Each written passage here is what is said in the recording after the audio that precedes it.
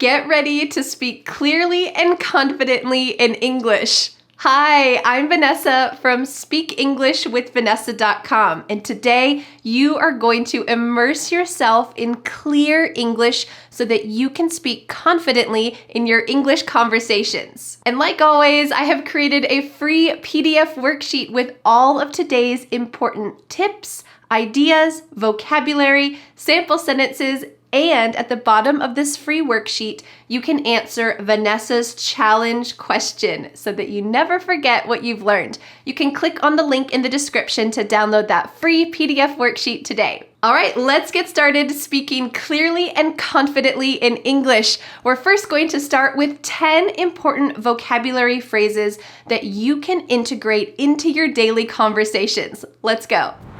The first expression that I use often, but my English students don't really know how to use, is to see someone off. We're not talking about seeing them walk off a cliff. Instead, take a look at the sample sentence. When my sister was visiting me from California, I took her to the airport and saw her off. Ooh, saw her off? This is just another way to say that I saw her leave. I saw her go through security, and then she probably got on her flight and went home. I saw her off. The second expression that I use often, but my English students don't use, and you should, is to be floored. Does this mean that you are stuck to the floor? Not at all. You might say, when I found out that I won a free trip to Japan, I was floored. This is talking about being ultimately surprised. I couldn't believe my luck. I was floored. Expression number 3 that you should use is I found myself doing something. You could say, I went to a great concert and I found myself tapping my foot and bobbing my head and moving my body. Do you get the sense here that I'm not really choosing to do those things? It's kind of just coming over me. It's happening unintentionally. I found myself tapping my foot. You might even say this about my English lessons. You might say, I decided to watch one of Vanessa's English lessons and I found myself smiling the whole time. It was wonderful. I hope that that's true. The next expression that I use often, and you should too, is to pull it off. Are we talking about pulling something off physically? No. Instead, we're talking about this in a more figurative way. So you might say, I studied day and night for my difficult geometry exam. And you know what? I pulled it off. I got an A. So you were not expecting to get an A, so you studied really hard. This was a difficult test. There was a difficult task and you succeeded. And that is pulling something off. You know what? I pulled it off. So if you see someone walking in your city who looks a little bit lost and you think, oh no, this is my chance. I should speak to them in English. I should help them, but oh, I'm so worried about it. Can I pull it off? And then you walk up to them and you say, excuse me, can I help you? And they say, oh yes. Can you help point me in the direction of the train station? And you help them. After that, you might say, I pulled it off. You succeeded in a difficult task. Success. The next expression that I use often, and you should too, is I'm drawing a blank. Okay, well, when you draw something, you're not drawing a blank piece of paper. That's impossible. But here we're using this in a figurative way to talk about our minds. So if someone asks you, oh, do you remember the name of your kindergarten teacher? You might say, I'm drawing a blank. That means that your mind is completely wiped fresh. It is wiped clean of any memory of your kindergarten teacher's name. Maybe it's there somewhere, but you can use this great expression and say, sorry, I'm drawing a blank. Do you know? The next expression that I use often, and you should too, is to take a stab at something. Seems kind of violent, doesn't it? But this is not a violent expression. Instead, it's talking about trying something that might seem a little bit difficult. So when I was growing up, my dad helped me with my math homework, and guess who helped my little sister with her math homework? Well, for a couple years, it was me. And then after it got too difficult, it was my dad. But we could say I took a stab at helping my little sister with her math homework. Sometimes it worked, sometimes it didn't. So here I'm trying something that is a little bit difficult. I took a stab at trying to help her, and I hope it was okay. The next expression that I use often, and you should too, is a fun one. Something is calling my name. Vanessa, Vanessa, what's calling my name?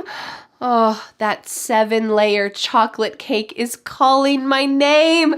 Vanessa, eat me, Vanessa. So of course the chocolate cake is not actually calling my name, but it's the idea here that it's something you cannot resist. That cake is calling my name.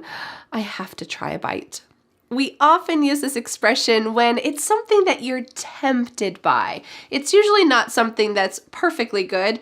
Eating an entire chocolate cake is certainly not a good idea. Maybe you're at a store and there's a really expensive, exciting shirt that you really want to buy. You might say, oh, it's calling my name. It's tempting me. I have to get it. So here it is something that's not necessarily good, but not necessarily bad. It's just tempting you. It's calling your name. Buy me, buy me. The next expression that I use all the time, and you should too, is it has your name written all over it. Does this mean that I took a marker and I wrote your name all over that thing? Well, not exactly, but it feels like that. You might say, I bought you this sweater because it's your favorite color and I just thought it would look perfect on you. It had your name written all over it. Well, it would be pretty strange if a sweater actually had your name written all over it. Kind of unusual. So here we're talking about something that's the perfect fit. Talking about something that's the perfect fit is our next expression that I use all the time, and you should too, and that is, I couldn't help myself. That doesn't mean that I'm asking you for help because I can't help myself. No, instead, this is something you cannot resist. That 7-layer chocolate cake. I just took a bite and then another bite and then another one because I couldn't help myself. Here we can substitute the word help for stop. I couldn't stop myself. I just kept eating it. But really, in daily conversation, we use this expression, I couldn't help myself, more often than I couldn't stop myself. So if you're taking a walk in your neighborhood and you see a cute little puppy, you might ask the owner, can I pet it? And if the owner says yes, you reach down and you pick it up and you snuggle it all over and you're so excited. And then you say, oh, sorry, I couldn't help myself. You couldn't resist how cute that little puppy was. Our final expression before our bonus expression that I use all the time, and you should too, is kind of an introductory expression. It is talk about. Oh, we're going to be using this for emphasis. Take a look at this sentence. I watched a documentary the other day about the world's richest people, and they often own multiple mansions in multiple countries. Sometimes they own their own private island. Talk about wealthy. So here I am emphasizing, yes, all of those things I listed show that they have a lot of money, but at the end, boom, I'm adding this expression, talk about wealthy. Whew, I'm really emphasizing the fact that they're wealthy, they have a lot of money. You might even use this to talk about English lessons. You could say, I can't believe that Vanessa gives us a free English lesson here on YouTube every Friday. Talk about generous. Okay, I'm tooting my own horn a little bit here, but if you're really grateful to have free English lessons every Friday, you could use this to emphasize the point. I feel so grateful. Talk about generous. What a wonderful thing. All right, I want to give you one bonus expression, and it is to wing it. What in the world? Well, unfortunately, I use this a lot in my life. Can you imagine what to wing it means? Well, take a look at this. I didn't prepare a speech for my friend's wedding, so I think I'm just gonna wing it. This means it is not planned. I'm just gonna make it up as I go. I think I'm just gonna wing it. Or we can use this in the negative and say, I never just wing these YouTube videos. I always try to plan out a good topic, some good expressions, and some great sample sentences for you so that you can learn as much as possible. I don't wing it because I want to be a better teacher for you. Great work learning those 10 important vocabulary phrases. Next, let's level up your verbs by taking a phrasal verb test. You're going to learn the difference between some key phrasal verbs that we use in daily advanced conversations all the time. And you can test yourself. How fun! Let's go. Sentence number 1. Which phrasal verb best fits in this sentence? You shouldn't politics in this house unless you're ready to have a long conversation. You shouldn't blow up, bring on, or bring up. Which one is the correct answer? I'll give you 3 seconds. 3, 2, 1. You know what? You really shouldn't bring up politics in this house unless you're ready for a long conversation. The phrasal verb to bring up something means to mention it in conversation. All right, let's go to quiz question number 2.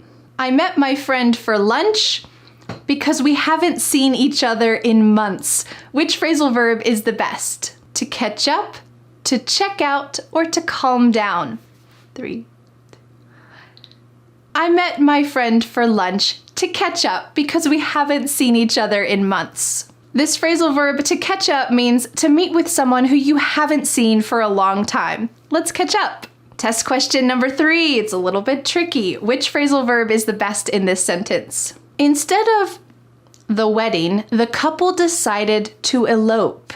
To elope means that you don't have an official ceremony.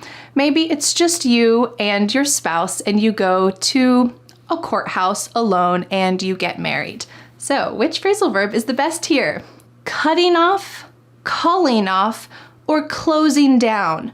All of these have a slightly similar meaning, which is kind of to stop something, but only one is correct. 3, 2, 1. Instead of calling off the wedding, the couple decided to elope. The phrasal verb to call off something means to cancel some plans. Instead of calling off the whole wedding and not getting married, they just decided to elope to make it simple. All right, let's go to the next test question. Number 4, her story just didn't. I think she's lying. Which one of these is correct? Account for, add up, or accept? 3, 2, 1. Her story just didn't add up. I think she's lying. I hope I didn't trick you on this one because the final verb here, accept, is actually not a phrasal verb. To be a phrasal verb, you need a main verb, which is to accept, okay, but there is no second or third part. This can be usually we think of it like a preposition. To add is the regular verb and up is the preposition. To add up. Her story didn't add up. We usually use this in the negative sense, and it means it doesn't make sense. It doesn't add up. You can use it in a positive way to say, oh, okay, her story adds up, but it's a little less common. It's more common to say her story doesn't add up. I think she's lying. All right, let's go to the next test question. Number 5, the wreck is going to traffic for hours. Is it to hang up? Is it to hold up? Or is it to hold on? 3, 2, 1. Unfortunately, the wreck is going to hold up traffic for hours. To hold up means to delay or to block some kind of progress. Cars cannot get through because there's a wreck. The wreck is holding up traffic. Man, you're gonna be late for work. All right, let's go to the next one. Phrasal verb test question number 6. The troops against the attack because they knew that reinforcements were on the way. Which phrasal verb works the best here? Hung out, hung up, or held out? 3, 2, 1. The troops held out against the attack because they knew that reinforcements were on the way. To hold out against something, here held is the irregular past tense. To hold out against something means that you're waiting because you have hopes that something better is happening in the future. Here we have troops that are under attack, but do you know what? They're not going to give up. They're going to hold out. They have hope because they know that reinforcements, other troops, are on the way to help them. All right, let's go to the next one. Quiz question number 7 is, if you practicing, you will eventually get better. What's the best phrasal verb? Keep on, keep up with, or keep out? 3, 2, 1. I have some bad news. This was a trick question. There are actually 2 correct answers. You can say, if you keep up practicing, you will eventually get better. Or you can say, if you keep on practicing, you will eventually get better. Both of these phrasal verbs can be used, and that's kind of the tricky thing about phrasal verbs, is that sometimes they have a similar meaning and there's just 2 different options. So there you go. Let's go to quiz question number 8. He didn't want to, his team, but he knew that they probably wouldn't win. Which one's correct? To give out, to give up on, or to give away. All 3 of these use the main verb give, but the preposition is different. Only one is correct. 3, 2, 1. He didn't want to give up on his team, but he knew that they probably wouldn't win. We use the phrasal verb to give up on something when you lose hope. You're surrendering something. I'm just giving up on my team. I'm not even going to help them try to win anymore because they have no hope. It's kind of a sad situation. All right, let's go to the next question. Quiz question number 9. Which one is correct here? He wanted to the gas before the storm came. He wanted to fill out, fill in, or fill up. It's a little bit tricky here. I'll give you 3 seconds.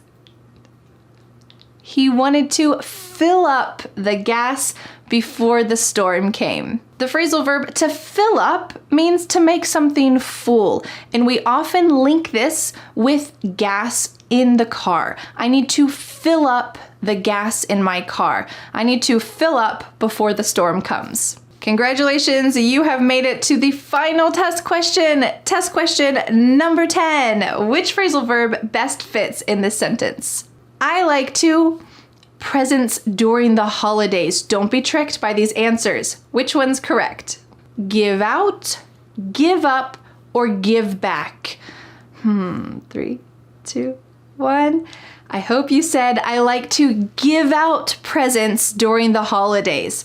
Did you say I like to give back presents during the holidays? Oh no. This means that if I give you a present, you just give it right back to me because you don't like it. That would make me very sad. So here we want to say, I give out presents during the holidays, and it means to distribute presents to your friends, your family, and your neighbors during the holidays.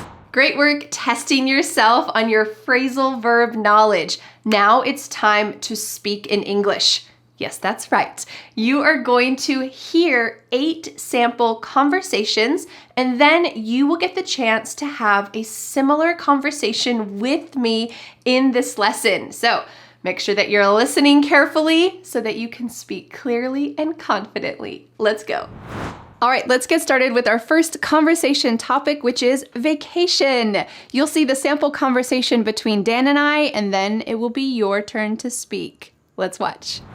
Hey, you doing anything fun this summer? Well, I was going to go backpacking around Europe, but instead I think I'll just go camping in some local state parks. What about you? Well, I was going to meet my family in Florida for a family reunion, but that got canceled.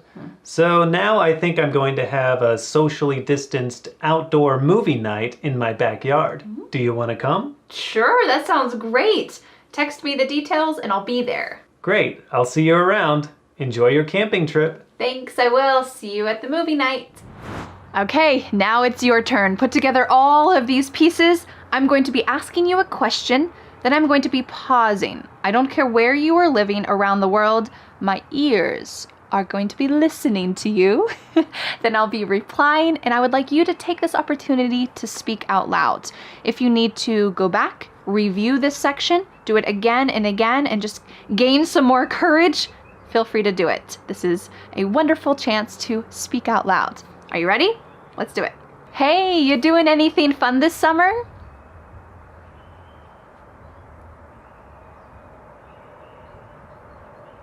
That sounds like fun. Have you done that before?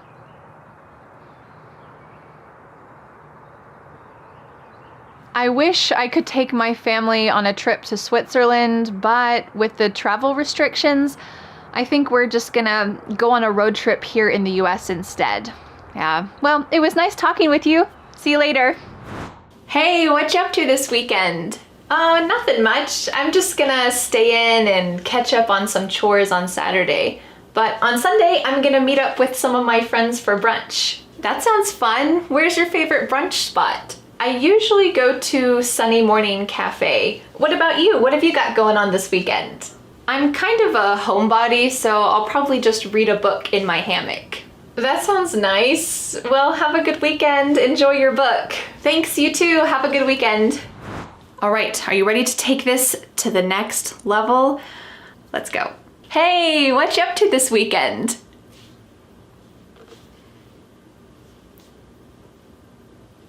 How interesting. How often do you do that? Oh, me? I'll probably go hiking since the weather's gonna be so warm. Well, nice talking to you. Have a good weekend. Hey, you want to grab lunch? Sure, but I only have time for a quick bite before my soccer game. What sounds good? How about pasta? That sounds great. How about I call it in, you pick it up, and we'll picnic in the park before my game starts? That sounds great. I know a place that's close by and has great tomato sauce. Are you ready? Hey, I'm hungry. Let's grab lunch. What you in the mood for? Oh, that sounds good. Do you know a good place? Oh, that sounds good. Do you want to eat there or get takeout? Great, let's go. Hey, Dan. Hey, Vanessa. Are you excited for your trip to Rome? Yeah, I can't wait. It's such a historic place. But are there any tourist traps I should avoid? Yeah, avoid all the gelato shops, except this one. It's off the beaten path, but trust me, it's worth it. Oh, thanks for the tip. Any other must-sees? Well, the Colosseum is great, but my favorite thing to do is wander around and see all the little chapels. It's usually more relaxed and less crowded that way. Oh, that's good to know. Thanks for the tip. No problem. Enjoy your trip. I will. All right, now it is your turn. I'm going to ask you some questions about where you live because I'm coming to visit. Use the expressions that you've learned, and I can't wait to learn more about your city. Are you ready to get started? Hi, I'm taking a vacation to your city, and I can't wait. Tell me, what's the weather like in the summer? I need to know what I should pack.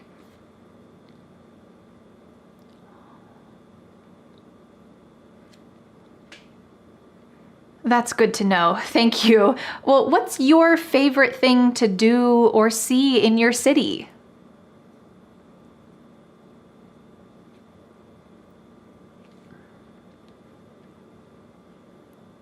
Wow, that sounds really interesting. So I gotta know, are there any tourist traps that I should avoid when I go?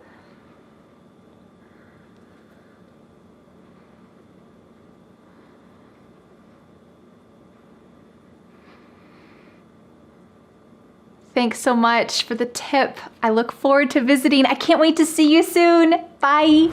Hey, Dan. Hey, Vanessa. You have a birthday coming up, don't you? Yep, pretty soon. Another trip around the sun. Cool. Do you have any plans for your birthday? Yeah, I'm gonna have a big birthday bash. I would love for you to come. I can send you an invitation. That sounds fun. Do you need me to bring anything? You can bring your favorite party game and a big appetite for cake. All the other details will be in the invitation. Sounds great. I'll be there. Great, see you then. Okay, you watched the sample conversation. Now it's time to take a deep breath and practice this yourself. Are you ready? Let's get started. Hey, a little bird told me that your birthday is coming up. Do you have any plans?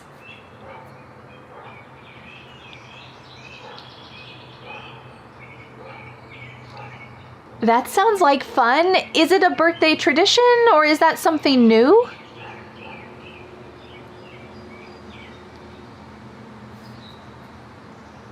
Cool, I would love to come. Can I bring anything?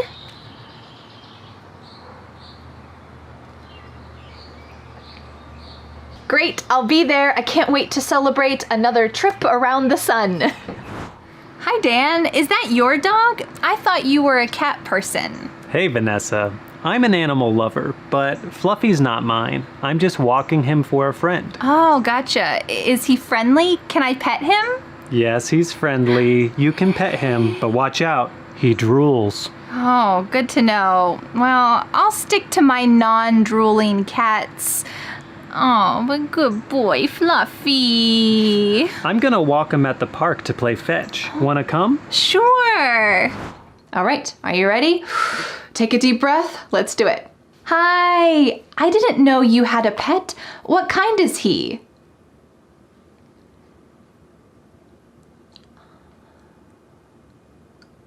Interesting. How long have you had him?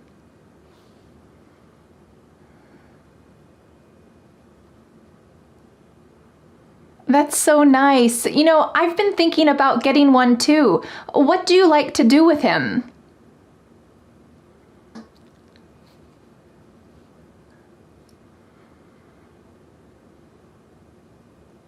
Thanks for your help and nice to meet you. Hey, Vanessa. Where are you working these days? Oh, hey Dan. I run an online business, so I can work from anywhere. It's pretty great. Wow, what's that like? Well, I help students learn English and speak with confidence. It's my dream job, but I have to be careful to avoid burning out. Oh, that's awesome, but I understand. What about you? Well, unfortunately, I just got laid off at the coffee shop when they closed, but I got a job working part-time at a hotel. Oh man, that's a bummer. Have you ever worked in marketing? I'm looking for someone to help if you want a side gig behind the scenes. That'd be great. Tell me more about it. I wonder if Dan will get the job in marketing, working for Vanessa. All right, now it is your turn. Let's imagine we were at a gathering and the host said, "Oh, Vanessa, this is your name." And we get introduced to each other and then the host leaves. Here we need to have some small talk. So I ask you, so tell me, what do you do? And now it's your turn to talk. Go ahead. And what's that like? Do you enjoy your work?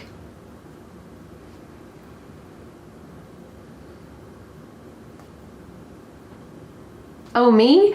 Oh, I run an online English business where I teach English online to students around the world. It's really my dream job. I feel pretty lucky. Well, good luck with your work. I'm so glad to meet you, and I'll talk to you later. Bye. Hey, Dan, you watched anything good lately?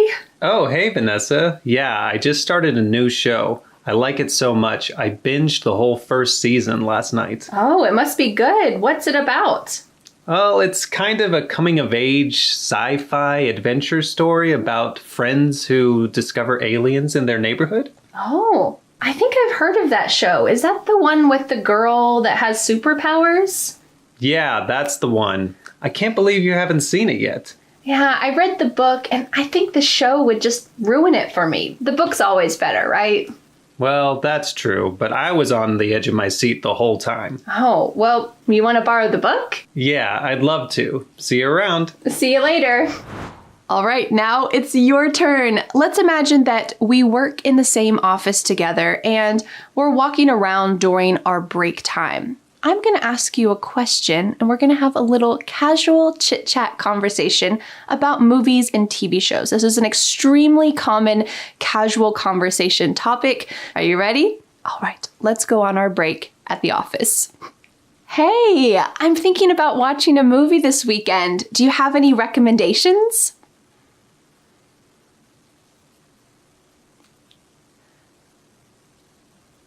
What kind of movie is that? Oh, what's the premise?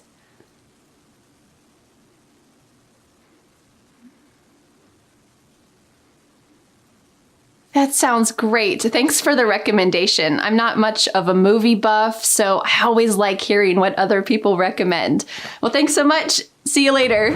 Well, great work. How did you do speaking with me in English? You're welcome to always go back and repeat those sample conversations as much as you need to. Well, don't forget to download the free PDF worksheet for all of the vocabulary phrases, phrasal verbs, and sample conversations so that you can speak clearly and confidently in English. You can click on the link in the description to download that free PDF worksheet today. Well, thanks so much for learning English with me, and I'll see you again next Friday for a new lesson here on my YouTube channel. Bye!